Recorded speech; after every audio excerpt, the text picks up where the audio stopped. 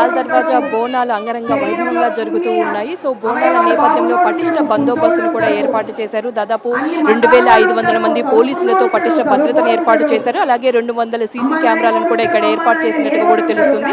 ఇక్కడ పూర్తిగా కూడా బోనాల జాతరను చూసే విధంగా ఒక కమాండ్ కంట్రోల్ సెంటర్లో అటాచ్ చేసినట్టుగా కూడా చెప్తున్నారు. సో పూర్తిగా కూడా బోనాల ఇక్కడ ఏదైతే జరుగుతుందో అంతా కూడా అక్కడ వీక్షిస్తున్నట్టుగా కూడా తెలుస్తుంది. సో మొత్తంగా కూడా చూసుకుంటే ఇక్కడ 5 క్యూ లైన్స్ కూడా ఏర్పాటు చేశారు. మహిళల కోసం ప్రత్యేకంగా క్యూ లైన్స్ ఏర్పాటు చేశారు. 5 గంటల ప్రాంతం నుంచి అమ్మవారికి బోనాలు సమర్పించేందుకు పెద్ద ఎత్తున ఇక్కడికి వస్తున్నారు. తొట్టెలు సమర్పించే వాళ్ళు తొట్టెలు, అలాగే ఘటాలు సమర్పించే వాళ్ళు ఘటాలు కూడా సమర్పిస్తూ ఉన్నారు. సో మనం చూస్తున్నాము క్యూ లైన్స్ లో మహిళలంతా కూడా బోనాలని ఎత్తుకొని అమ్మవారికి సమర్పించేందుకు వస్తున్నారు. కొద్దిమేర కూడా నైవేద్యాన్ని శాఖతో పాటు వడి బియ్యాన్ని కూడా సమర్పిస్తూ ఉన్నారు. సో మొత్తంగా మహిళల కోసం ప్రత్యేకంగా ఇది బోనాల పండుగ అంటేనే మహిళల పండుగ కూడా చెప్తూ ఉంటారు. సో అమ్మవారిని తమ ఇంటి ఆడపడుచుగా భావిస్తూ అమ్మవారికి వడి బియ్యం కానీ ఇవన్నీ కూడా ఈ ఆషాఢ మాసంలో సమర్పిస్తూ ఉంటారు.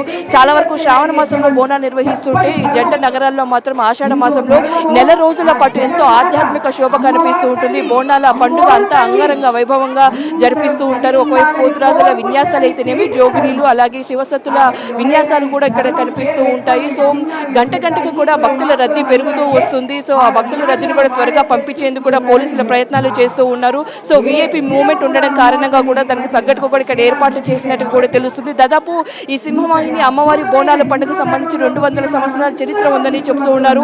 మూసీ నది వరద ప్రవాహం వచ్చిన సమయంలో అమ్మవారిని కోరిన కోరికలు తీరుస్తానని భావించి ఆ సమయంలో పసుపు కుంకుమ అలాగే అమ్మవారిని అక్కడ కొలవడంతో మూసీ నది వరద ప్రవాహం తగ్గినట్టుగా కూడా చెప్తున్నారు. అలాగే 2020 సంవత్సరంలో కూడా పూర్తిగా కూడా మన వరదలు వచ్చిన సమయంలో అమ్మవారిని మొక్కుకుంటే పూర్తిగా వరదలు తగ్గిపోయి అలాగే వర్షాలు తగ్గాయని కూడా ఇక్కడ నిర్వాహకులు చెప్తున్న పరిస్థితులు కనిపిస్తున్నాయి. దాదాపు 200 సంవత్సరాల నుంచి కూడా అమ్మవారికి బోనాల పండుగని జరిపిస్తూ ఉన్నారు. సో ఇక్కడ కొంతమంది ఉన్నారు, సార్ మాట్లాడించే ప్రయత్నం చేద్దాం.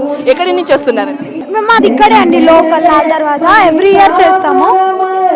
వస్తూ ఉంటారు? ఎవ్రీ ఇయర్ వస్తామండి, వెయిట్ చేస్తాం ఫెస్టివల్ కోసం మేము. సో ఎవ్రీ ఇయర్ వస్తుంటాం. బోనాన్ని ఏ విధంగా తయారు చేశారు?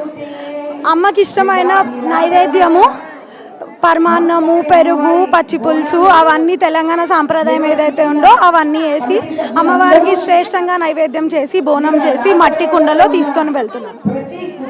మొత్తం ఎంత సమయం పడుతుంది మీకు తయారు చేయడానికి? నాకు ఒక 2 hours పట్టిందండి అంతా డెకరేట్ చేసుకోవడానికి. మట్టి కుండ అంతా నీట్గా క్లియర్గా అమ్మవారి స్వరూపాన్ని దాంట్లో దింపడానికి. సో ఒక 2 hours పట్టింది. అమ్మవారిని దర్శించుకోవడానికి ఎంత సమయం పడుతుంది? ఇక్కడ బోనానికి సపరేట్ లైన్ ఉంటుంది కాబట్టి మాకు మంచి ఫెసిలిటీస్ ఇచ్చారు కాబట్టి ఒక 1 hourలో వచ్చేస్తాము. చూస్తున్నాం కదా, మొత్తంగా మహిళల కోసం ప్రత్యేక క్యూ లైన్ ఏర్పాటు చేశారు కాబట్టి త్వరగా అయిపోతుంది దర్శనం అని కూడా చెప్తున్నారు. సో ఈ నేపథ్యంలో కూడా పూర్తిగా కూడా ఈ పరిసర ప్రాంతాలన్నీ కూడా భక్తులతో కిటకిటలాడుతున్న పరిస్థితి కనిపిస్తుంది.